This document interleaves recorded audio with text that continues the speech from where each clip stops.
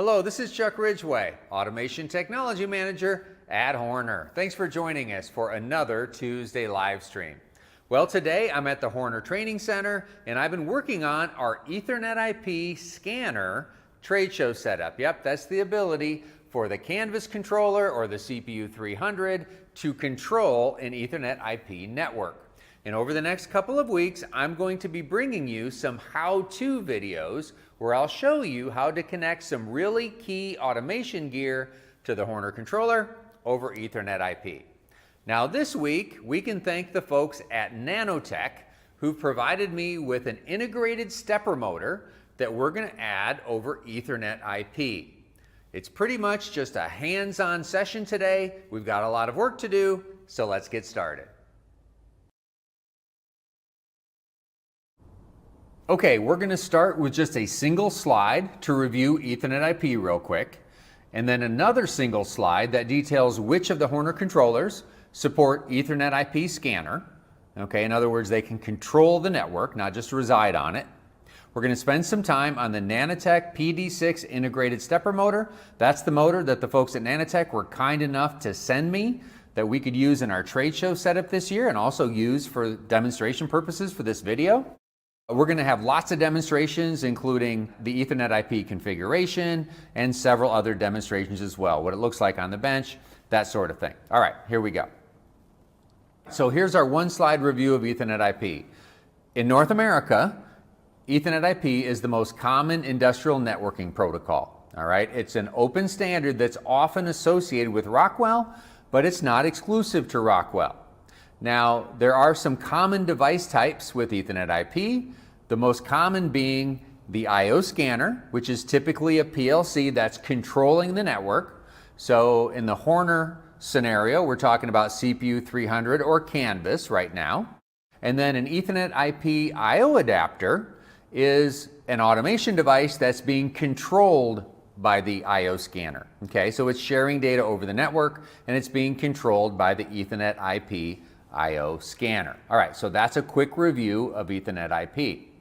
Now, in terms of which Horner controllers and what the other requirements are for Ethernet IP scanner support, basically today, as we record this video, the Canvas series includes standard support for Ethernet IP as long as you have Seascape 10.2 Service Pack 2. You also need what's called an unlock code or an extension code, but you can get that from tech support. We'll probably also have it attached to this video in the comments section. Now, once we get to Seascape 10.2 Service Pack 3, there will no longer be a code required to unlock the capability. And in either case, you're going to need at least firmware 17.4 or later in your Canvas or your CPU 300 to use Ethernet IP scanner. Now, it won't be long, and XL Prime will be supporting Ethernet IP scanner as a licensed feature. So for a one-time upgrade charge of $249, and with Seascape 10.2 Service Pack 3, which is free like all Seascapes are, and version firmware 17.5 or later, with those requirements met, then XL Prime will also be able to support Ethernet IP as a scanner. And I can't give you any details yet, but there are other products coming this year that will also support Ethernet IP scanner. Now let's get into the Nanotec integrated stepper motor that we're working with today in our demonstration and that we're also showing off in our trade show setup. Okay, so this is a stepper motor with a built-in drive. Now, the one that we have is NEMA 34, but in general, these motors are available in up to 4 different sizes and available from NEMA 17 up to NEMA 34. And the unit we have is IP65 rated. Now, the way you set these guys up is with a software package from Nanotec called Plug and Drive Studio. Nice software, very effective. And with these motors, you can do position control, speed control, torque control, and they really have support for a lot of different industrial communications methods. From CAN Open, and I've used that before with a Horner product, works really well. But they also support EtherCAT, Ethernet IP, of course, Modbus TCP, Profinet, and Modbus RTU. So very versatile product, really nice product that we'll be working with today. Okay, so the specific motor we're working with, there's the full part number on it. It's, again, as I mentioned before, it's a NEMA 34 stepper motor, has the integrated drive, and it's IP65 rated. Now, before we dive into all the demonstrations, I do want to give a shout out to the Nanotec folks who've been so helpful. Michael Machine helped me get the motor in my hands to begin with, and then Greg Ensom has been an awesome support resource as well when I've needed it. And generally, I haven't needed a whole lot of support with this product. It's really well done. And then to make the connection early on between Horner and Nanotec, I can thank Mr. Bruce Hayes from Midwest Integration and Automation. They're a Horner distributor and integrator in Wadsworth, Ohio. Thanks, Bruce. I've known Bruce for a long time. All right, let's get into the technical details. Before we dive into what the Ethernet IP interface looks like or configure it, let's take a quick look at the Nanotec stepper motor. All right, let's take a look at our Nanotec motor we'll be working with today. It's in a standard NEMA 34 package, nice and convenient. We have 4 connections across the top, starting here with connection for control power along with some I/O signals, some digital and analog I/O. Here is where the high current DC power is provided to make the motor turn. And then we have 2 Ethernet connectors here, which means that there is a built-in switch. So we have an in and an out, very convenient for daisy chaining multiple I/O adapter type devices to the Ethernet IP network. Now from the standpoint of LED type diagnostics, okay, we've got several status LEDs that we can use for troubleshooting. All right, including the mod and net LEDs, which are extremely useful for Ethernet IP. And then from the standpoint of connectivity to the Nanotec software, we have a mini B port, that's USB mini B, again, for connecting to the Nanotec software for configuration purposes. So that is our standard NEMA 34 package from Nanotec. All right, now that we've seen what the motor looks like, let's talk about the Ethernet IP interface. Okay, now this is really one of those devices where, frankly, it's easiest just to do the Ethernet IP configuration without an EDS file. Effectively, the motor has a very straightforward interface with Ethernet IP.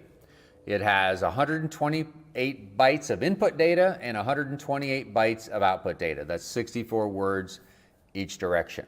Now it also has free plug and drive software you can download from the Nanotec website that allows you, if you choose, to go ahead and kind of remap the Ethernet IP parameters if you want. But what I found is the standard default map provides really the most simple approach to control the drive. And that default map uses what's called the Nanotec plug and drive interface. Really straightforward, highly recommended.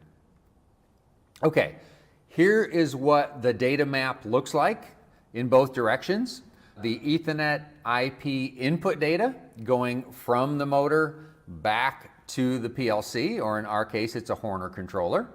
And then the data going the other direction, coming from the Horner PLC going to the motor.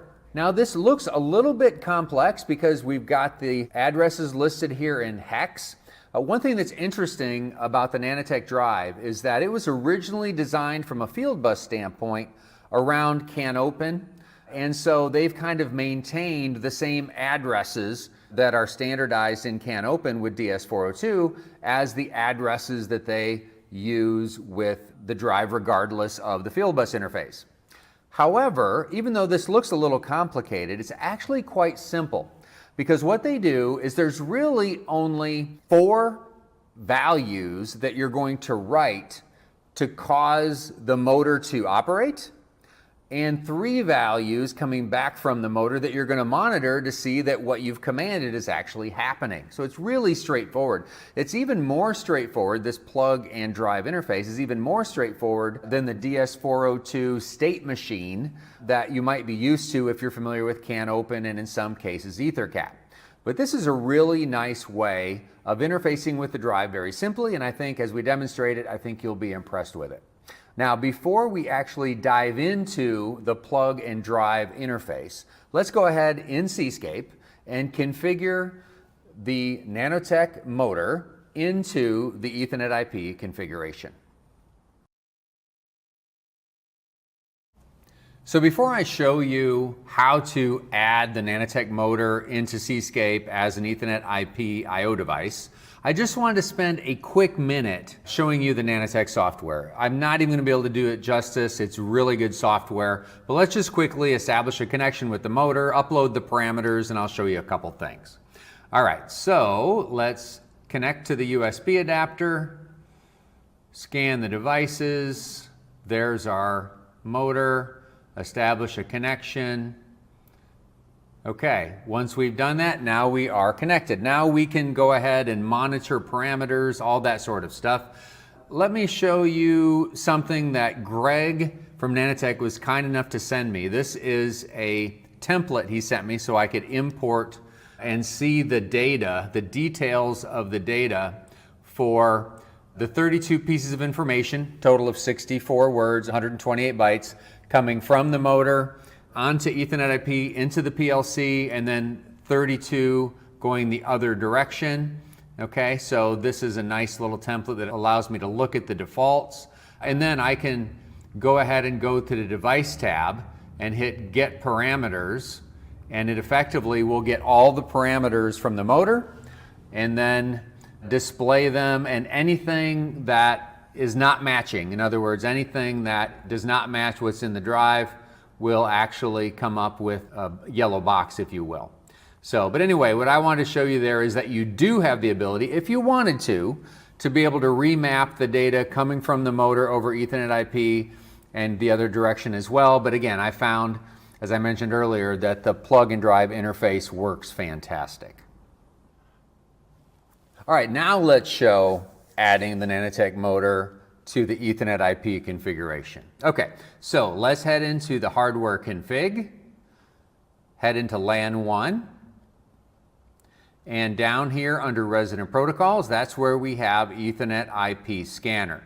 Now, before we start adding devices, the first thing we have to do is we have to go in and we have to assign, I better select that first. We have to go in and we have to assign a disable bit variable and an EIP status or Ethernet IP status variable as well. So the disable bit's just a single bit. You may never use it. It disables Ethernet IP when it's set. And then EIP status is really important. It's 32 bits of data that gives you important information about, what's happening on the network. So those have to be done first.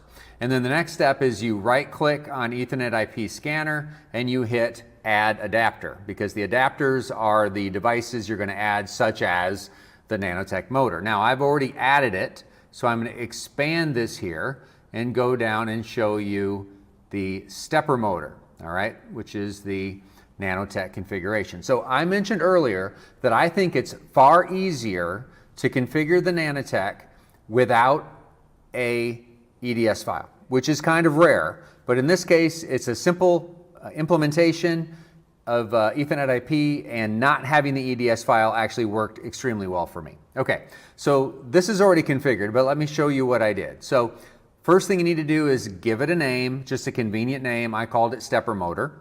Okay, you have to assign its IP address. All right, so that has to be done. All right, I didn't browse for EDS because I didn't use the EDS at this point.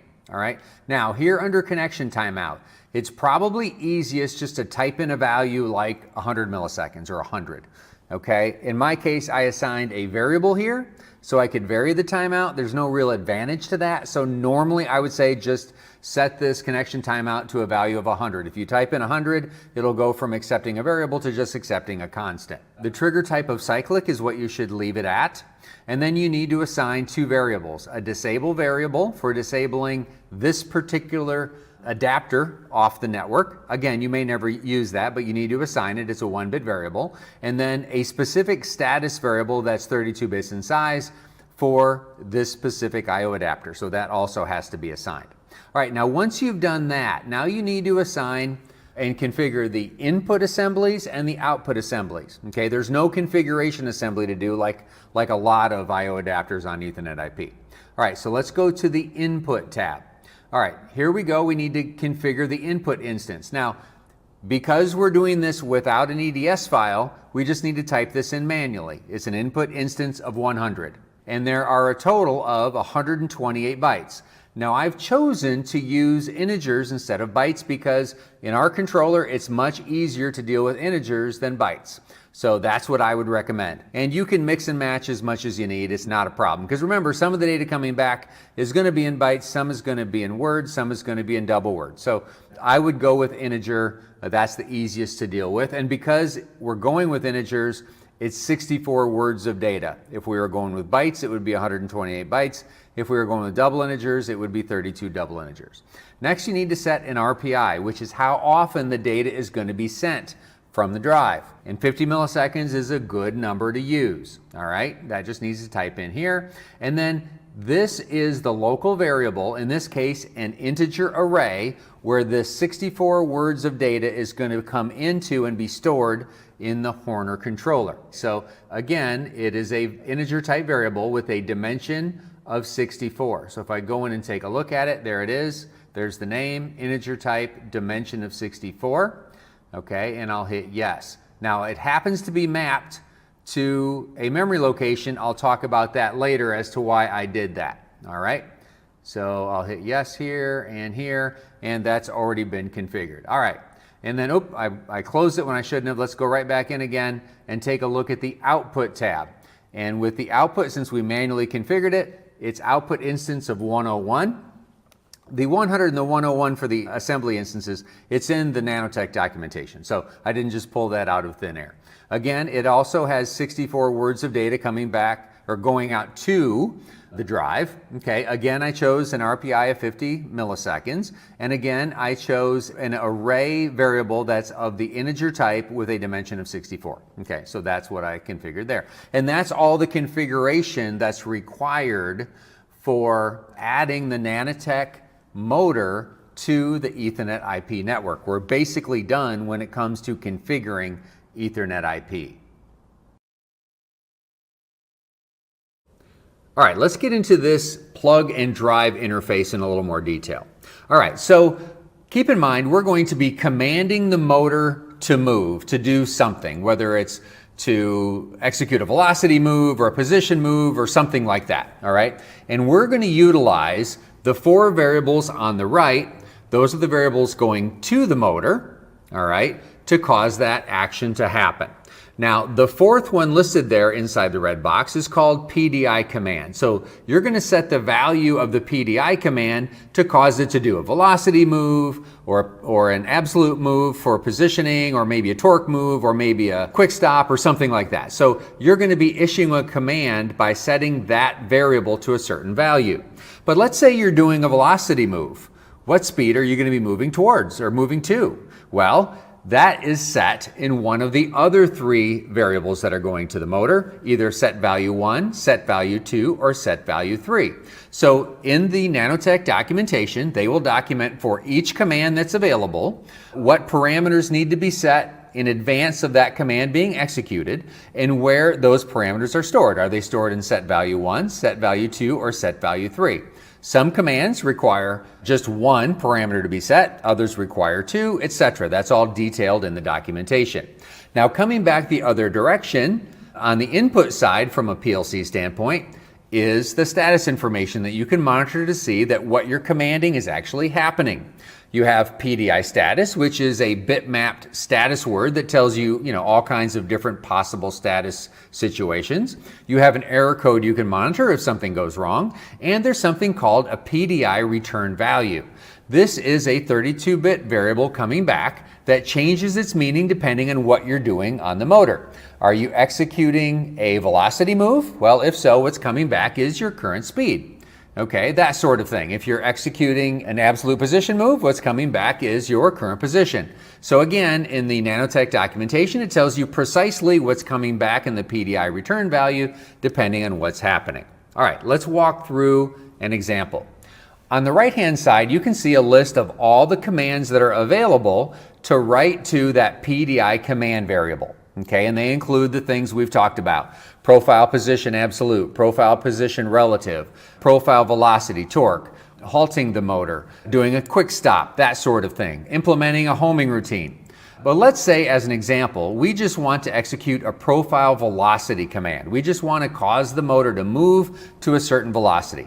Well, before we command the motor with the command for profile velocity, which is a command 23, we need to tell the motor how fast to run. What is the target speed that we're trying to hit, okay? So in the Nanotec documentation, we can see that we need to set the target speed in PDI set value 1 before we issue the profile velocity command by writing a 23 into the PDI command variable. Once we've written the 23 into the PDI command variable, the motor should start to move, and then we can monitor the PDI status variable for feedback. It's all bitmapped with things like the operations enabled, that sort of thing, all right? And we can monitor PDI return, and in this case, because we are executing a profile velocity move, it's going to tell us the current velocity or the current speed. There's something useful here in the command area called a toggle command bit. Let's say you just want to change the speed. You've executed your profile velocity move to your target speed. You've hit that target speed. Now maybe you want to change the speed. Well, what you can do is you can make a change to the PDI set value for your new target speed, and then you can toggle the toggle command bit. So if it was off, you can make it on. If it was on, you can make it off. And then you can execute repetitive commands of the same type just by changing your parameters as you want and then hitting that toggle command bit by toggling it the other direction. Okay, so that's what that interface looks like and how it actually works. And then here are the details on what's coming back from the PDI status bitmapped register. Let's take a look in Cscape. We've already shown you how to add the motor on Ethernet IP through that configuration. Now let's show you the variables that we've created and a little bit of the logic program that we've written to actually interface with the motor and cause motion. Okay, in the next part of the demonstration, I want to get into Cscape here and show you the variables I've created for interfacing with the drive. All right, so I'm in the program variable window. And let's start with these two variables that you saw in the Ethernet IP configuration. A big bank of 64 words, which is all the data coming back from the drive, and a big bank of 64 words in a integer type variable going to the drive. And remember, these are integer arrays with a dimension of 64, one coming in and one going out. Now I also showed you just briefly, but didn't explain, that I had mapped these banks to internal memory space. Now wait a minute, this is variable-based advanced ladder. Why are we mapping anything? Shouldn't Cscape just be handling it? Well, even in variable-based advanced ladder, there are occasions where you want to do some variable mapping to real-world registers or to internal register space. You know, if you've got real-world digital inputs or analog inputs coming in, you need to make sure your variables are mapped to the right locations. However, sometimes also when you're talking about networking type programming and networking type variables, it can be to your advantage to do some register mapping on those as well. And let me illustrate that. Okay, so we've just got one big bank of data coming in and one big bank of data coming out in a single variable each. Now what we really would like to have are individual variables that are meaningful when it comes to the data or their function in controlling the drive or monitoring the drive. So by taking this one variable that is dimension 64 and mapping it to a bank of words, this is word type data from R1001 to R1064, and then the data going out is R2001 to R2064. But by mapping this to a big bank of registers, we can now create individual meaningful registers and map those registers to the appropriate location within this big bank of data. And now we've created a bunch of meaningful variables. Let me give you an example. The first word coming in is PDI status. So if we create a variable called PDI status, which is an integer, and we map it to the first location, memory location, where the big bank of data comes in, automatically it's going to be populated with the right information. Now this happens to be an integer variable that has meaningful bits within it. So we've also created bit type variables that are mapped to the appropriate bit within that data stream, which tell us things like operation is enabled, there's currently a fault, that sort of thing. Okay, and you can see now we have meaningful variables to deal with. What's the second word of data coming in? Well, it's an error code as an integer. What's the next variable coming in? Well, it's a double integer. That means PDI return. That's the data coming back in the PDI data exchange. All right, and we've mapped that one at R1003. But it's going to take up two memory locations, so it's going to take up 1003 and 1004. And then the next one, actual position, will kick up with 1005. So you can see that using this technique, we can get meaningful variables and we can have them automatically mapped to the right location. On the output side, we did the same thing. Okay, starting at 2001, the first variable going out is PDI set value 1, which is a double integer, which means the next one that we map has to start at 2003. Now, the only thing that we had to do was that was a little bit tricky here was there are two variables going out to the motor that are actually bytes in size. Okay, so what I've done, and those two variables were basically set value 3 and the PDI command. Those two are actually bytes, the only two bytes that the motor is looking for. So what I did there was I created integer variables here in the OCS, and then I have a little bit of logic elsewhere in the program, and if you download the program you can see it, that basically takes the appropriate bits from set value 3 and maps them to the appropriate bits in the data stream so that they end up in the right location. Same thing with PDI command. We have a little bit of logic that takes the proper bits from this integer and copies it over to the proper place in that data stream going out to the motor. Okay, so that is the variables we've created here in our program variable table. Now we also have a little bit of ladder logic in here that basically all it's doing is it's setting the appropriate parameters for the moves we're getting ready to make, and it's setting the appropriate command numbers for the commands we want to execute. So this little bit of logic here, and we're going to demonstrate all this on the bench here in a minute. This is just for a little bit of logic aided absolute moves. Okay, so I'll put it in debug mode here and you can kind of get an idea what we're talking about. We've got some conditions that have to be met. If these conditions are met, then we're ready to make a move. Now, we're not ready to make a move yet because if we're going to do an absolute move, we need to make sure our target position and our actual position aren't the same, because then you're already where you want to be, right? And we also need to make sure that the velocity that we're going to be executing that move at is more than 0, okay? So that's all this logic is about. And again, you can download the program and take a closer look, but basically we're just using this logic to take dedicated variables for things like target position and target velocity and use this logic to basically fit those within the PDI system for causing motion in the motor.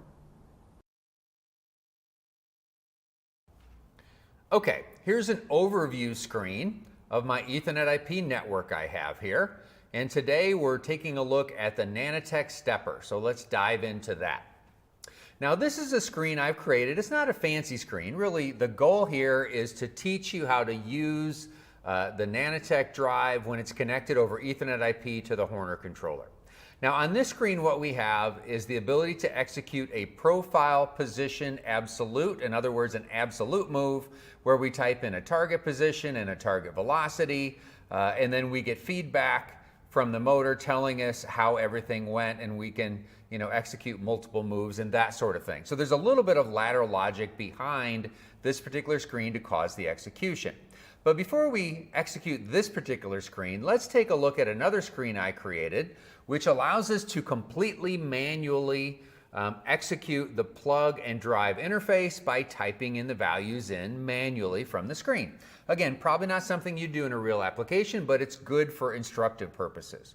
All right, so what we're going to do here is we're going to execute an absolute move command, but we're going to do it by just manually typing in values in the plug and drive interface. Okay, so the absolute move command is command number 20.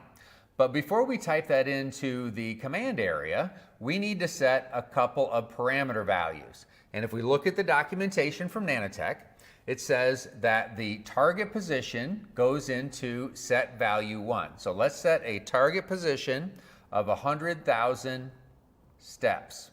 Okay, not 10,000, but 100,000 steps. So that's going to be our absolute position when we're done. Now, what speed are we going to be executing for this move? Well, we plug that into set value 2. I'll plug it in, let's say 300 RPM. That's our speed we're going to run to execute our absolute move. And if you look at the documentation, that's all the parameters that need to be added. Okay. Next is just adding in the PDI command, which is a 20 for an absolute move, and then monitoring the status. We're mainly interested in looking at these bits here. This is a breakdown of the bits that are also presented in integer value here in PDI status. And then we should also be getting some sort of feedback in PDI return. We'll have to see what that looks like. All right, so I'm going to type a 20 in here, and we should see immediate movement happening. Sure enough, you do. Our command was received. Our operation is now enabled. We're now done with our move. Okay, so the target reached bit turned on. All right.